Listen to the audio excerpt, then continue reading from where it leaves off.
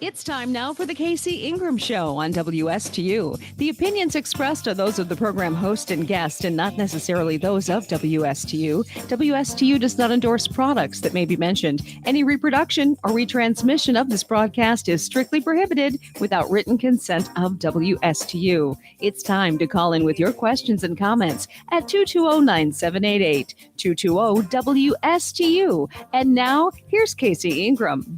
Well, good morning, Stuart, and welcome back. I had a wonderful little vacation, and I want to really thank Richard Geisinger. He had a great show with John Snyder. He had a lot of great updates from Rep Snyder. So Richard's going to be back the first week of August. I'm taking off again that first week, but he's going to be back, and he's going to bring back Sandra Thurlow. Now, if all you remember that, wonderful historian here in the area, and it's a show you're not going to want to miss. She was here back in April and had so much positive response from that show, and it's fun to learn about the history here in the county and the city. So I hope you can tune back in, and that'll be the first Wednesday in August. But in the meantime, I'm very excited. We have one election this year here in the area, and so we have a Meet Your Candidate series. And as a repeat guest, I'm proud to say, we have Miss Karen Hall in the studio. She is running for City of Stuart Commission in Group 4. I had to make sure it was 4. There was 2 seats up, 2 and 4. 2 was uncontested. Right. So we just have Miss Hall, and she is running for Group 4 against Troy McDonald. So Karen, I love having you back in the studio and appreciate you coming back in to let the listeners have a chance to hear about what your candidacy is all about. Thank you for that. I also want to mention that last year, you were one of the few people that I reached out to many people, the Republican Party, Democratic Party, NAACP, ACES, just to get Troy's platform and my platform out there. And you actually did it. And I know that you're a fan of Troy's, and it just shows how fair you are and how fair the show is. So I appreciated it last year, and I was very excited this year, too. Karen, I appreciate that very much, and I do strive to be as fair as possible because I think it's important for voters to decide on their own. I don't even live in the city of Stuart, so my vote doesn't count, but Troy and I do go back quite a long ways. But I do want the listeners to be able to evaluate who they want to represent them. So it's so important, and I'm glad to be able to have you come into the studio. So know that it's also a privilege for me to have you here. Yes, good. So tell us a little bit about your run this year.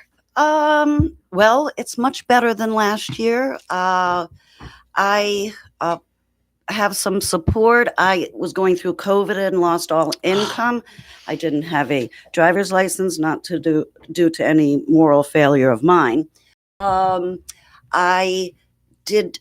was at such a deficit, and I still got 38.8%, which to me is amazing. So this year I've been able to make contact with more people. I have some support.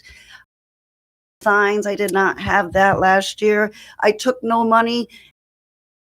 So I'm very excited. I only need 51%, which is 12% more. So I feel like I can help bring new leadership to the table, and I love my city. So.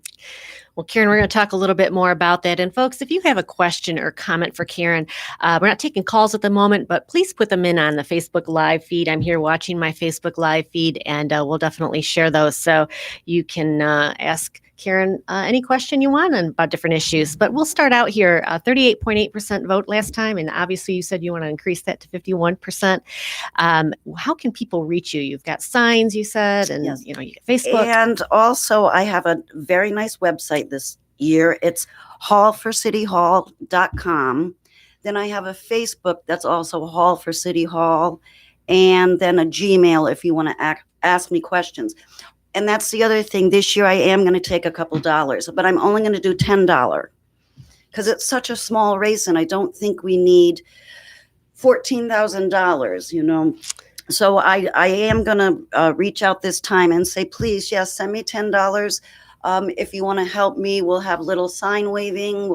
I'm going to do the knocking on the doors. Yes, And I'm going to start by saying, what if I was here to tell you were going to be vaccinated? You don't want that knock? Vote right people into office. This is very important. This is actually a first here in the studio, folks. I've had candidates, as you know, come in here, meet candidates for years now. And I don't think I've ever had one candidate come in and put a cap on how much money they want you to donate. So that's really something, Karen. I mean, it says where you're from. It's a very small city and it's a very small seat, although I feel it's very important for our residents who sits there and makes decisions. But yeah, you don't need a lot of money. And that's my other thing. I want to inspire people to get back in the game. Just because you are low income or you're struggling with your rent or your voice matters. It's very important that you speak out and go to the meetings or try to watch them, but get involved. Important. I couldn't agree with you more. Citizens need to get involved. It's your voices that do make a difference. And elected officials do listen, especially if you can talk to them in numbers. So very important. Eric Miller, he's from Talk About Martin. Appreciate you tuning in. He said, what is the biggest change that you feel needs to be made and what is right and on track with Stuart as well? Okay, let's just split it up. What was the first part? The first part of the question is, what is the biggest change that you feel needs to be made for Stuart? The biggest change. I think what we were just talking about, I think that the people need, instead of getting upset after the fact, they need to go to meetings. They need to get these agendas, get the information. Our city gives us information. We have to look at it. We have to get involved and can't complain later. This is what's happening. People are angry. They don't think they're getting all their information. And I do think it took a long time for Kev Freeman, our city development, to put out what is on the pike. I don't know if anyone can see that, but this is our projected. These are our projects. This is for 2020, all these projects. It's been COVID. People have lost their jobs. We cannot go and continue to build. It was a great dream. Many developers, many people had, but we have to throttle back on this. We have to, and people like Casey just said, it's the numbers. It's the numbers. So people have to get out and they have to pay attention what's going on. They need to do that. And on that topic, Karen, if the zoning's already approved for that parcel of property, if it fits in with the comp plan of Stuart, as a commissioner, because it is a lot of growth, is that something that as a commissioner, you're going to say, wait a minute, even though zoning was approved for that parcel, look at how much growth are we we've talking had. about Costco? Well, we can talk about Costco next, but I was just talking about, we're talking about, just condos and apartments being built. If they fit that parcel of land that's already approved, there are a lot of them that's going on, but I think that's what a lot of the commissioners have been saying is, how do you say no to something if it's zoned properly already? And my opponent, Troy, when he was on the board, he's one of the people that the reason we're having this trouble now with the overdevelopment is because of the decisions that were made.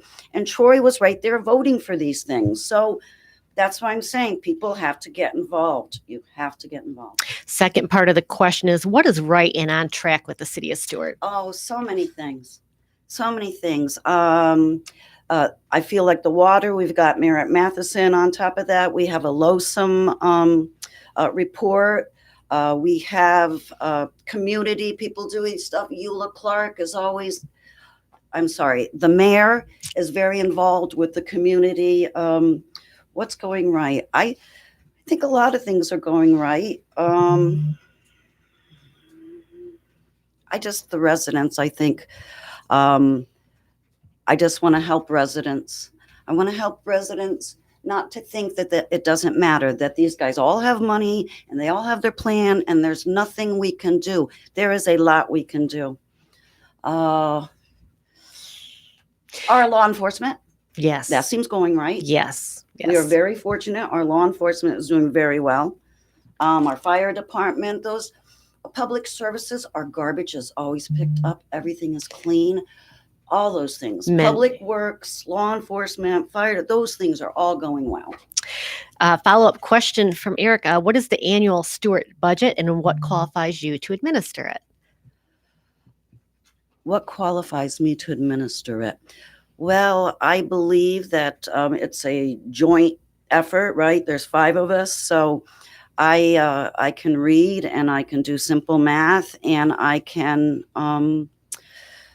Just like last year, right before the election on August 17th, okay? Troy wasn't commissioner yet, but the night before the election, he was over at the budget meeting asking for 70 grand for Main Street. It was COVID. We couldn't have a parade. There was no reason to be wanting that much money. Why would you want 70 grand? Why didn't SMS just say, you know what? People are struggling. We'll only take 20. That's the kind of thing I can do out of budget, because that really bothered me. I'm still jacked about that. And he said, oh, I'm home getting out the vote. No, he was home down there, or Troy was at the meeting stumping to get 70 grand during COVID. People, I'm more connected, I guess, with the poor, the homeless, the underprivileged. I feel like there's a disconnect between my opponent and the people. So I couldn't help with the budget. I'm going to tell people to get off the Stewart That's right. cheat. Right. Scott Watson, if property rights exist, it's unlawfully to deny development, just to comment, and said that's why he advocates for private money buying down development rights. So talking again about zoning on properties and what it is currently in the area. That's comments from Mr. Watson. Thank you for tuning in. Yes, and thank you. Property rights, these are very important rights, even on our small city. Life, liberty, property, these are very important things. So you mentioned Costco. That is probably one of the hottest topics right now in the city of Stewart. And the commission meetings have been absolutely packed with people on both sides of the fence. So tell us a little bit about where you stand on that issue, and what, if you were sitting on the commission, what you would be doing. If I had been on the commission, I would not have allowed that I would have said something about, we're not going to go till 2 o'clock in the morning. That's another issue, that our commissioners have taken us from 5 minutes to 3 minutes. The only reason you would do that is because you're tired of listening to people. And what would happen is people come out in droves when they get upset, like Costco or the music. And so I guess they decided, well, we don't want to listen to people for 5 minutes. We'll just give them 3. And the reason being is that Martin County moved from 5 to 3. Great. Martin County start their meetings with public comments. Okay. Over at the city, we have to listen to the commissioners. They'll go on for 10 minutes. That's not fair. Public comment should be first, and then the commissioners can tell us their little comments, and then they can keep it to 5 or 8, unless it's something really good about mental health or children. But no, they've cut us back so far. The Costco thing, it's August 9th for people. You need to come to the city of Stewart August 9th to say yay or nay. And hopefully that's what I would have done. I would ask to continue the meeting. That Costco meeting that should have been continued. One thing too, I'll say about public comment, Karen, I couldn't agree with you more. The public, they're working, they're paying taxes. It's hard for them to even attend a meeting. So if they're there, let's set a time up front for them to be able to say their comment, whatever it happens to be, because they may not be able to stay there for 2-3 hours, what have you. So I think it's very important that the public is heard from. And I absolutely commend that the county does listen to the comments up front, and they'll do one at the end of the meetings as well. Yes. So agree, public comment, no matter what municipality it is, it's very important to hear from your constituents. And one of our commissioners, unnamed, even mentioned, well, they all say the same thing. And that really gets me going too, because for you to take your angst and put it into 3 minutes, these people think all day about it. I know they do. And they write it down and they come. And for a commissioner to say, well, they all say the same thing, too bad. When I'm a commissioner, I'm going to sit there and listen, because this is what you tell people. Oh, I will listen to you. We sit there. It doesn't matter what you get paid. You just sit there till everybody gets their thought out, even if they all come up and say the same thing. Now, you wanted their vote. Now listen to them. And if they're all saying the same thing, there might be a reason. Again, you need to listen to your constituents. How do you make people get back to being involved up front, not after the fact? This is the $60,000 question. I feel it's by going out and meeting the people. Maybe we need to advertise better from our website. I'm not sure people can get all the info that they need. how do we reach those people? At community events. It has to be a joint effort. The whole town has to get together to do this. And the disenfranchised are the ones I want to get to. The ones that just say, oh, it's too big. They're all crooks, and too many people feel like that. And that's what we have to do to turn it around. And I think getting a little mom in there. I mean, I'm a neighbor. I'm a mom. I have a degree in theology, but I've just been mostly children. So get someone like me in there where I'm not bought by the Republican Party or the Democrat Party, or I'm beholden to no one but my residents. Again, we're speaking with Karen Hall. She is running for City of Stuart, Group 4 for the City Commission. That vote will be on August 17th, so it's coming right up. Very important to get your vote out. As I understand, I think the mail-out ballots have already went out. Yes. So you can already cast your vote if you would like to. If you support Karen and want to help her out, you can reach Karen. She's got a website. She's got a Facebook page. Email her. And you said you're going to be going door to door, so you might just be. Yeah. You see a lady with long blonde hair, you'll know it's Karen. I'll wear a mask if I'm coming to your house, if you're worried. There you go. They're asking, what is your website address again? Hall for City Hall? hallforcityhall.com. hallforcityhall.com, and that's then hallforcityhall at Gmail, and then the Facebook. Same thing. So all you have to do really is remember Hall. With Hall, I had to. Absolutely. Hall for City Hall, Karen Hall. So my dad's so excited. That's wonderful. It's wonderful to have family support for certain, Karen. Oh, yes. And, it is interesting. And you said this last time you were a candidate, is you wanted to bring in the people that are not involved and don't have a voice. And honestly, those are the toughest ones to reach because they are disenfranchised. And it's not just local politics. This goes through national politics. And with all the divisive nature of politics in general, it turns a lot of people off. However, this is a nonpartisan seat, so yes, you're there to represent everybody. I'm a nobody, and I just need a bunch of nobodies to vote for me. There you go. So if you get elected, what's the first things on your agenda? On my agenda, personal agenda? Yeah, what would you like to see changed? Oh, well, I don't know if we could, if legally we could go back with that fire assessment tax. That's something that I would research. If somehow that could be, we were sued as residents. I'm wondering sometimes if maybe we could go back legally and take care of that. I just want someone up I just want to be up there so that I can answer for what the poor people go through, what homeless people go through, what our needs are. Mental health is probably our greatest thing because obviously the water and safety, but after that, we have mental health problems with our young people and our older people.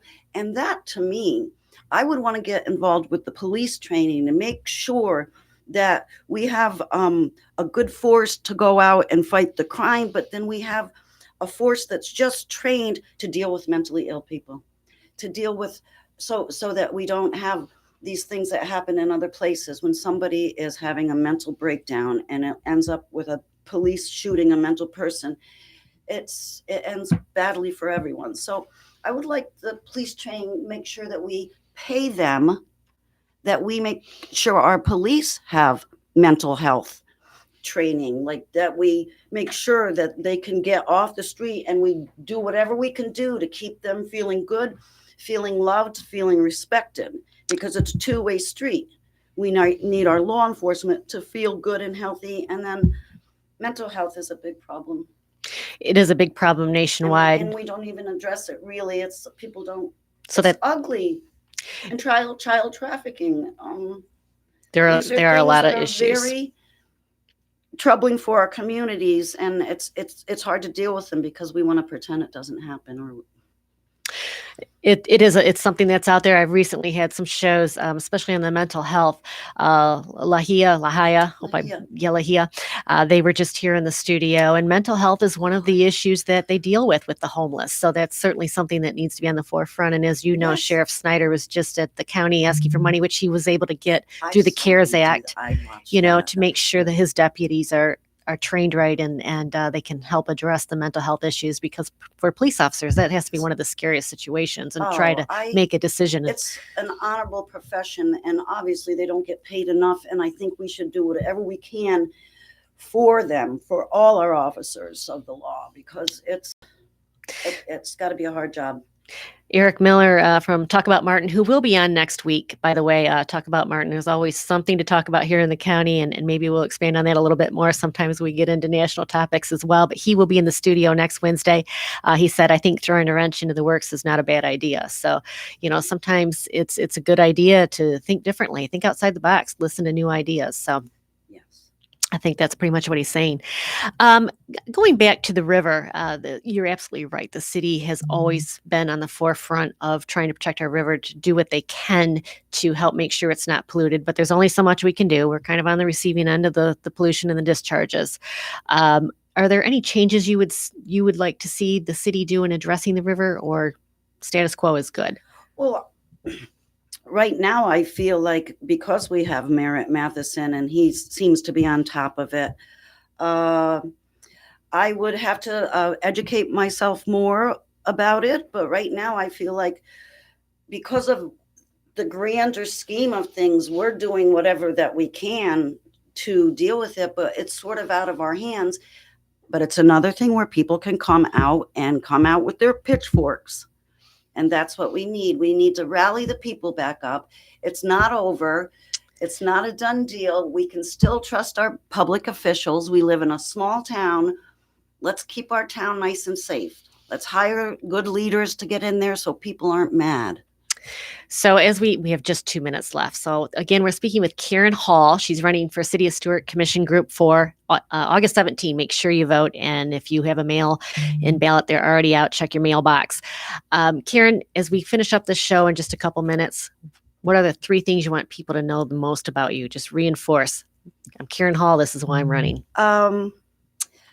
Okay. I am running because I'm jacked about everything that goes on, and I think I can be the change that I want to see. You should vote for me because I am not motivated by money. I'm motivated by a community that's safe. And vote for me because I'm not Troy McDonald. Karen Hall. And Karen, what is Oh gosh, I guess just the water, or just the quaintness of our little downtown. Just just being on the water. Just being on the where we do have a beautiful spot, and it's one of the happiest places on earth. Golfer's dream. That's right. If you boat and golf, this is the dream place to live. It is, and that's why people are moving here, though, because they love it. We're in paradise. We can't be going up like this. It never works out well to have people dwelling in big buildings and all kinds of things like that. So this is what Karen Hall stands for. So folks, if you live in the city of Stewart, it's important that you know who you're voting for and why. Karen, I so much appreciate you coming in here today to give the listeners an opportunity of who you're about. So Karen Hall, hallforcityhall.com, Hall for City Hall on Facebook, and hallforcityhall@gmail.com if you want to reach out to her and check her out. She'll be out on the streets looking to knock on your door and hopefully gain your vote. So if you support Karen, make sure to reach out to her. And Karen, appreciate you again coming in today, and good luck. Thank you so much. It's a real joy. It's always a pleasure. And next we're going to have Noel Duvall in, and he is with Martin County PALS, the Police Athletic League. So a lot of great, really fun fundraiser we're going to be talking about. So Noel will be in next, and we'll see you on the other side of the half hour.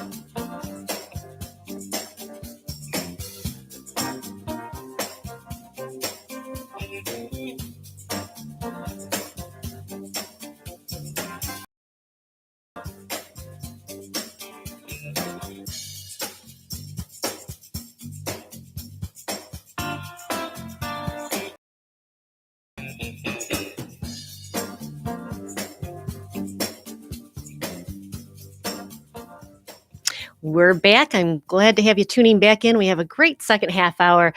Repeat guest again because it's such a organization here in the county. It's the Martin County PALS, the Police Athletic League. And Noel, you've been here before. Noel Duvall, you're with the PALS. You're kind of the man that steers the ship here. That's correct. Yes. So how are things going with PALS? Things are going good. We've all gone through the pandemic, and we survived that pandemic. We did have to close for just about a month.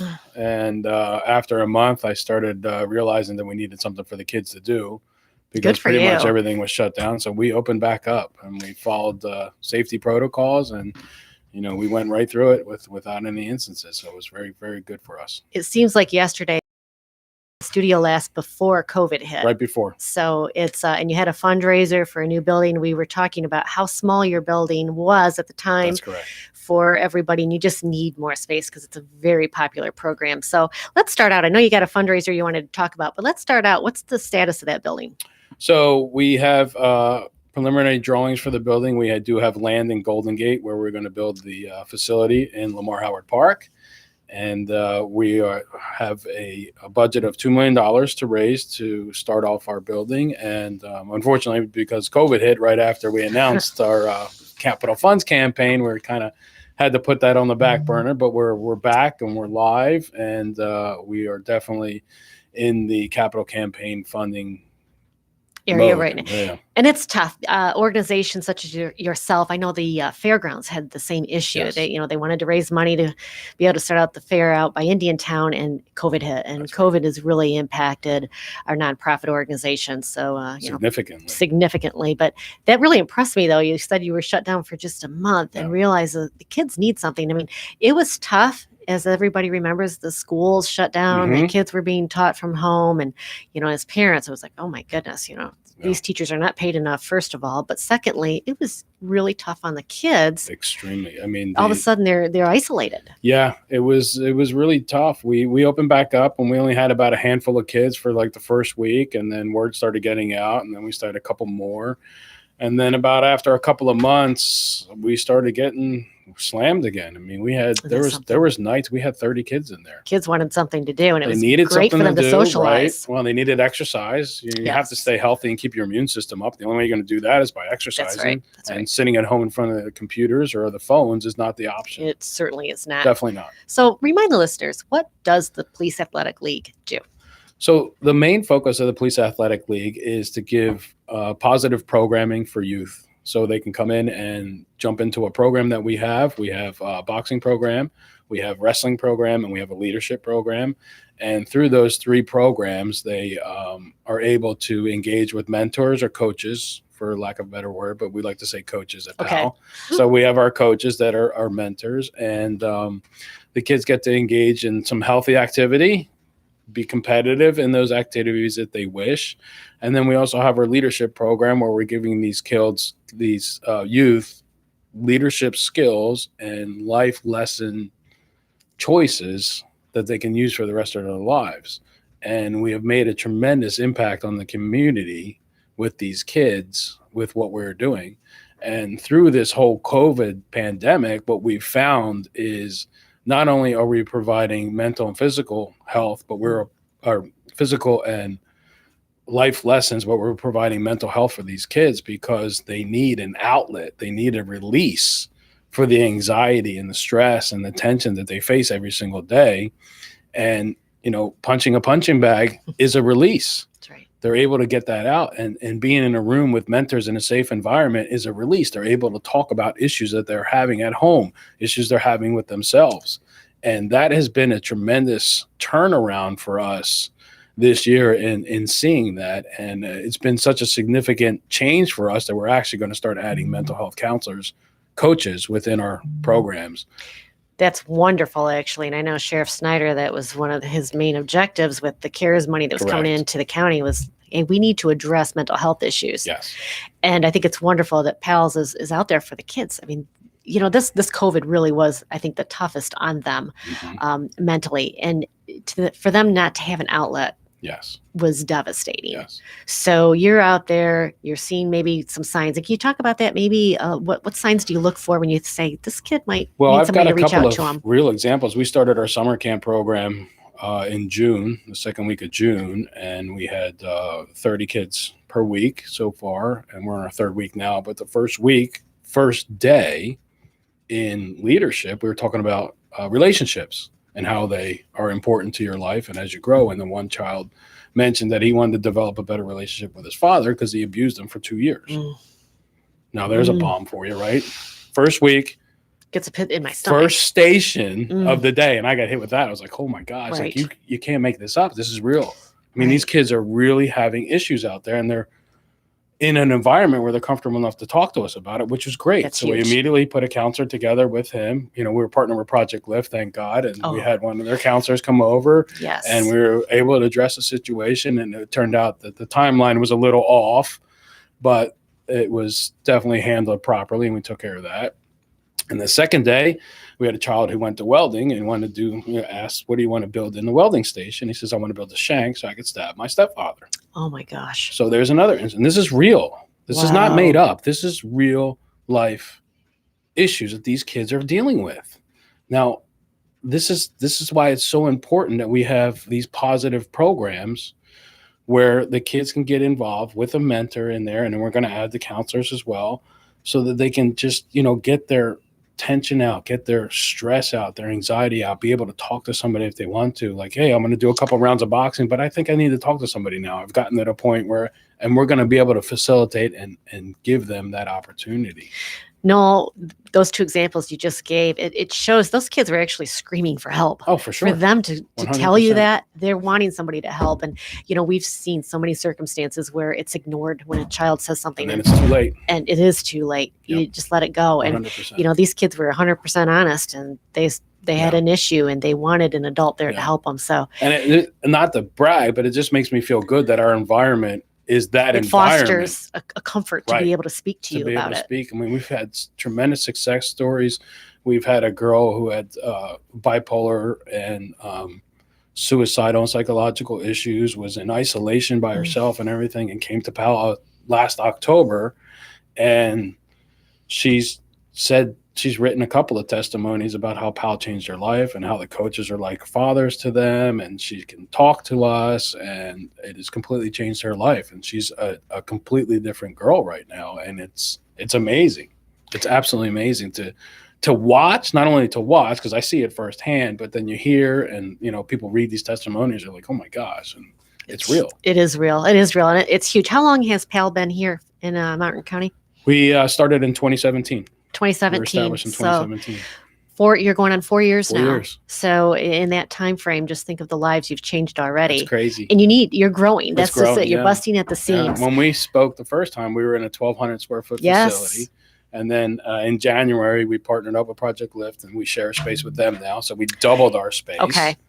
And we outgrew that space in March. My goodness. My goodness. And then in August, we're going to double again. Oh, my gosh. So we'll be at 4,500 square feet in August until we get our money together to start construction on our new building. Well, speaking of money, this is one of the reasons I invited Noel in today, because you can just listen today. You know how important this organization is and what it means to our kids and our youth here in the county.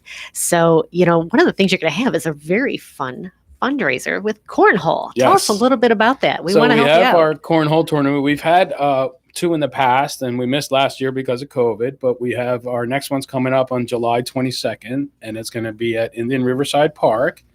And it's a great time to come out and just hang out with some friends and play some cornhole. And it's a total tournament. It's set up in brackets, and there's a adult division and kids divisions as well. Thank goodness, because the kids would beat me. Yeah, right. Exactly. We got to separate the kids. There's some ringers out there. That's right. So we'll have first, second, and third place prizes for both divisions, and it's just a great time. There'll be food trucks, and it's just a great night, and it helps us family raise. Event. It's a great family event, and we'll be out there on the lawn right there at the park. So we have that whole entire area to ourselves, and it's just going to be a great night. It's a great fundraiser for a great organization, and you can have fun doing it. I think Iggy's got the flyer up on Facebook as we speak, but it's tickets are $50 for an adult team and $40 for a youth team. from 5 to 9 on Thursday, July 22nd, as you said. So what a fun fundraiser. I mean, that's exciting. And It is it's a good for time. such a wonderful cause. Yeah. So tell us a little bit. You said you need to raise $2 million for that new building. Yes. What's your goal and when you can start building, break ground? My goal is to have that break ground within 2 years. That's our goal. Okay. We were just putting together our campaign packets right now, and we are starting to hit the street again hard and really get it out there to people. And, every little bit counts towards that 2 million. And we have tremendous naming rights for the building, as well as naming rights for inside for classrooms, gym space, floor, learning center spaces. So we have a tremendous amount of naming opportunities as well. If somebody really wants to step up to that. I agree. I know I see a lot of David Smythe around town. So Yes. Mr. Smythe, if you're listening here today, here's another opportunity. It's such a wonderful organization, great cause for the kids. It's truly a community center, in Golden Gate. It'll be open to the public. So, I'll be open it during the day when we're not using it. We'll open it up to other organizations to use the space as well. How nice is that? Yeah. So it's not just PAL only. It's community. How big will the space be? 10,000 square feet. 10,000 square feet. Yeah, it's going to be very big. That is going to be absolutely wonderful. Yeah. So tell us a little bit. You said that there's some camps going on now. Can kids still join camps this summer yet? Yes. So we have 1 week left of camp next week, and I think there's about 7 or 8 spots left. So summer camp is a true learning camp we offer for kids ages 11 to 14. Okay. And the premise of our camp is to expose kids to different career opportunities. So what we have is a fitness component, we have a leadership component, we have a construction component, a welding component, sheriff's training, and fire department training. So the kids go through 6 different stations throughout the day and learn a different piece of every single station or every aspect of those careers. So in construction, they're going to learn how to use power tools. They're actually going to build something that they take home with them on the last day. Welding is the same thing. They learn how to use welding equipment, grinders, and the welder, and then the last day they'll take something home that they've constructed. The fire department, they're going to learn CPR. They're going to learn about heart rate. They're going to learn about how to use the hoses, roll them up, set up the fire truck. They actually go in the fire truck and explore things in the fire truck, take a ride in the fire truck. In the sheriff's department training, they do learn about fingerprinting, how important fingerprinting is, and they actually do fingerprints, pull fingerprints from cars or bottles or stuff like that. So they're pulling their own fingerprints, so that's really neat. SWAT comes by with all their goodies and toys and shows the kids how the SWAT truck runs. They were just there this morning. And then K9 comes and does a demonstration about K9 too. And we also do leadership is a crucial part of that for us, of course, because that's our foundation. And then the boxing aspect, just so the kids get some exercise during the day as well. So it's a really well-rounded curriculum. And the reason behind it in middle school is we want to give those kids that spark of interest of where I want to go with my career in life. Is it going to be, fire department? Is going to be construction? Maybe I'll be a welder. Maybe I'm going to stick to school because I don't want to do any of this stuff. Right. So that's the idea of our summer camp, and it's been tremendously successful. And we didn't open it up this year for repeat customers because we wanted to make sure we got in 120 kids this summer. But next year we're looking at maybe doubling camp, maybe doing 1 in the morning, 1 in the afternoon, or extending it more than 4 weeks because it's been just such a huge success. No, that's one of the most unique camps I've ever heard of for kids. I mean, it's one of a kind. And it's so well-rounded. I mean, there's just so many different areas that you're covering within that 1 week. And I think that's wonderful. Kids need to be exposed if they're going to find out if they're interested in something or not. If they're not exposed to it, it'll never happen. Sad but true, we see so many kids that are juniors and seniors in high school that are in our PAL program and like, what are you going to do when you graduate college? And they just shrug their shoulders. I know. We need to change that. We do. And exposing them, especially, I agree with you, this middle school age is so important because then they can focus their studies in high school towards what interests them. Absolutely right. There's so many vocational opportunities in high school now. There's opportunities just to get in there and grind and move to the next level, go to college. And, the sheriff's program and the fire department has their explorers programs where you can start training right at high school level. And, next year we're looking at adding more other stations as well. Maybe there'll be a cooking station. There'll be, there's so many other trades that we can bring in. And with our partnership with Project Lift, it's been a very game-changing environment for the youth in the Oh, community. you've grown so much since I spoke to you last, to be honest with you. I mean, this camp is absolutely wonderful. How are you bringing in partners? Like, for example, you must have somebody that specializes in welding to be teaching the kids welding. Yeah, so that goes through our partnership with Project Lift. Okay. So since we share the same space right now, it's just the perfect partnership. Truly. And we pick up the middle school kids, and he gets the kids that are older. So the uniqueness but the sameness of our organizations is just catapulted the way we're changing the youth in the county. Truly go hand in hand. That's sure. Definitely. So if somebody wants to join the camp, how do they reach you and what do they do? So everything can go through our website. It's martincountypal.org. And the registration for summer camps there, registration for cornholes there, or if you just want to drop us a couple $1 million, you can do that there as well. Always take money. So we're always taking one donor, you get your name on the building. And then, you're right, exactly. I mean, who wouldn't want their name in lights? Exactly. Forever and ever, I tell you what, it's a you want to leave wonderful a legacy behind right. for a community that's going to change the lives of kids. Oh, and Noel, I think both of you and I can both agree on this. And it's so important for kids. When you're an adult, you want to make sure you like what you're doing because you spend the majority of your 100%. Waking hours doing that. Yeah. So, I completely changed my life 4 years ago just to do PAL. Just to do something I you thought I liked. was doing what I liked. But then so what were you doing before? I was in landscape for 36 years. 36 years. 36 years. I didn't know to do anything else. Sometimes you never know. It's I know. Your calling is what it is. That's right. That's right. It comes when you least expect That's exactly right. Yeah. What was the impetus that made you change over and say, I want to start this PALS up? I did the PAL thing because I wanted to put a kid in the Olympics for boxing. Okay. It was the last time I was watching the Summer Olympics was 4 years ago. 4 years ago. We're back again. And they did the whole backstory of a kid, fatherless family in a bad neighborhood, plucked out by PAL, put in the Olympics, competing on the world stage for a gold medal. And I said, I want to do that. My wife's like, well, do it. And here we are today. Wonderful. And the Summer Olympics start 2 weeks. Do we have any Olympian future hopefuls here? We've got some kids in there doing pretty well. We just recently competed. We had a first place finisher for a novice. And, we have another tournament in November. We have 2 tournaments in November that we're going to put kids in as well. So we do have some kids that compete. And we have kids that, for those of you out there, we have just regular boxing fitness class where the kids don't do any punching or sparring or competition. It's strictly a fitness class to get in shape. And kids throughout the year can join PALS. That's what this is about. Yes. I mean, that's really the meat and the heart. The only program we have that's seasonal is wrestling. So wrestling runs from this year is going to run from January till June. Okay. So that's the only program we have that's seasonal. Everything else is 365. And you have some pretty tough gals out there too. This is not just for boys. This is gals and guys. That's correct. Our summer camp has pretty much been 50-50 all summer. Wonderful. So we have girls that are welding, girls that are doing construction, girls that are learning how to change tires on cars. And our boxing program is probably 35 to 40% females in our boxing program. And, they do it for various reasons. Self-confidence being number one, getting in shape. And, the best part about all of our programmings is each individual child that comes in or youth that comes in is exposed to a different social circle than they're accustomed to. Right.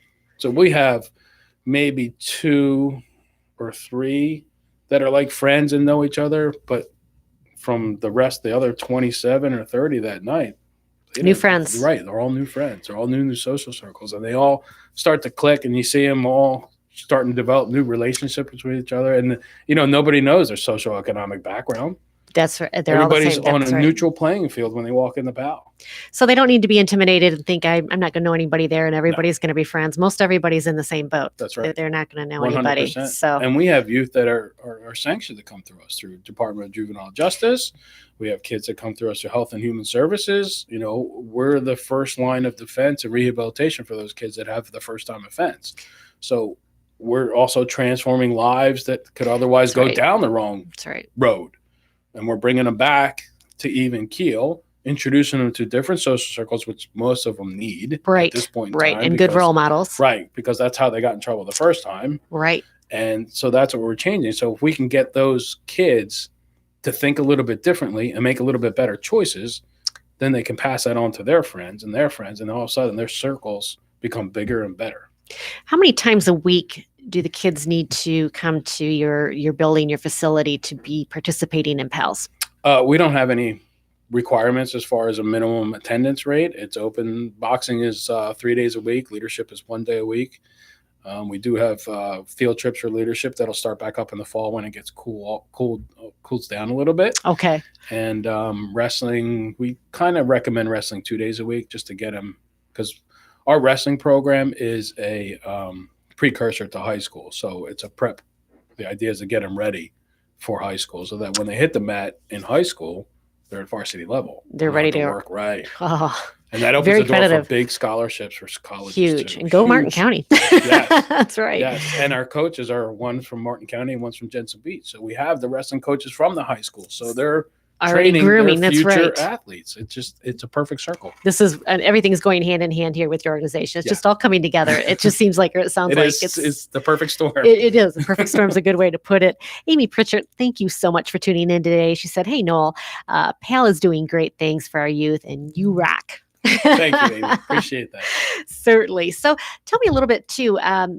We talked about your camps. Could you use other people that said, "Hey, I have a skill I want to help teach the kids, woodworking, let's say, or something, mechanic, whatever it happens to be." Can you use volunteers like that? Yeah, for sure. For next year's summer camp, we definitely are in the process of rethinking programming for next year and times and things of that sort. So yeah, Okay. it's definitely something we could use.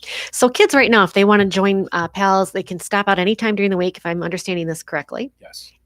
What's the hours? So most of the program right now, we're on our summer schedule. So everything's 6 to 7, Monday, Tuesday, Wednesday, and Thursday. Okay. And then when school starts up, we'll start doubling programs. So we'll have 2 boxing classes and probably 2 leadership classes this school year, just because it's getting so big and popular. Okay. Do they just stop out, or do they have to make a reservation? You can sign up online. Okay. If you want to just come out and see a class before you try it, a lot of parents want to see if their kid really wants to do it or not. They can come out and see it. Our schedule's on the website as well, Okay. underneath calendar. So pretty much all the information can be found there, or you can just call. That phone rings right on my hip, and I'll be more than happy to answer the phone. The beauty of cell phones, That's right. 24/7. You can't hide. You cannot hide. That's for sure. So, and with the kids during the school year, is there a cost? Yes. So most of our program is a one-time fee of $45, and that Okay. covers the entire year. $45 for the year. For the Oh, folks, you entire can't year. beat that. I mean, how do you do it? Can't beat it. Well, we do it from the Volunteers, donations, right. Donations and volunteers from the people out there. I mean, that's what really keeps our program going is the volunteers. We try to keep low cost for the kids because our goal is to give programming for kids that normally can't afford it. Right. And we're working right now to develop a golf program too, because we'd really like to put There golf you go. clubs in kids' hands that can't afford it, or they'll never see a golf course in their life. Right. I mean, that's a game changer too, that sport. Again, for it's a lot of exposing kids. There might be Yeah. somebody that's a really good golfer. If they're not exposed to right. it, you'll never know. And Tennis that's what is we wanna another do. thing, that That's kind of what thing. We want to expose people, and we do have scholarship opportunities for those families that can't afford it. And we have, we'll help you out for sure. Again, we're speaking with Noel Duvall. He's with the Martin County PALS Police Athletic League. This is just such a wonderful organization. And remember the annual cornhole tournament that's coming up on July 22nd. It's Thursday from 5 to 9. I think Iggy can put that flyer up as I'm talking about it again. This, of course, is going to be here to support your organization. $50 per adult team and $40 for a youth team. And there's prizes that they can win. Yes, for It's sure. going to be a lot of First, second, fun. and third Food prizes. trucks. Yeah, it's going to be a So- great night, and Does this support the organization, or is this going for fundraising for the new building? this is for the organization. Okay. Yeah. Gotta keep sure. rolling. Are there other That's right. fundraisers throughout the year? Yes, we have we're working on a fitness challenge Oh, competition in September, and we're Oh. working out the final details with that. And as soon as that's available, I'll be back on the show. that sounds good. That that's sounds like gonna that'll be be fun. That's going to be a big one. Yeah.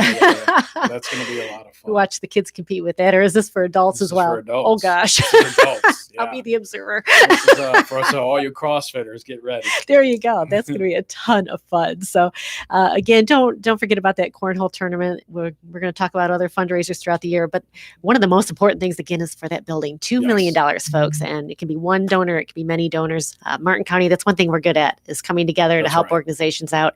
And this has been so exciting to hear everything that you do. And it seems like every time I've had you back now, it's like it has grown so Yes. much, and you've added so many new things. I mean, before we mainly spoke about the boxing. Yeah. So, here you talk about the welding. You mentioned changing a tire. That's an important life skill everybody should know how to do. You don't want to be stranded on the side of I-95 That's right. and not know how to do that. That's right, for sure.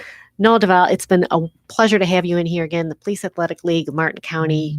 Reach out to them. Have your kids stop by. I think it'd be Yes, a for really fun after school activity. So Yes. Well, thank you for $45, you can't beat it. Can't beat it. And the role models. Yes. So police, firemen, you never know. But all right. So my engineer's saying we got to roll. Noel, it's been a pleasure. Thank you. And looking forward to it. Again, July 22nd, the annual cornhole tournament. And don't forget about that. It's the Indian Riverside Park. We'll talk to you next week with Martin, talk about Martin and Eric Miller.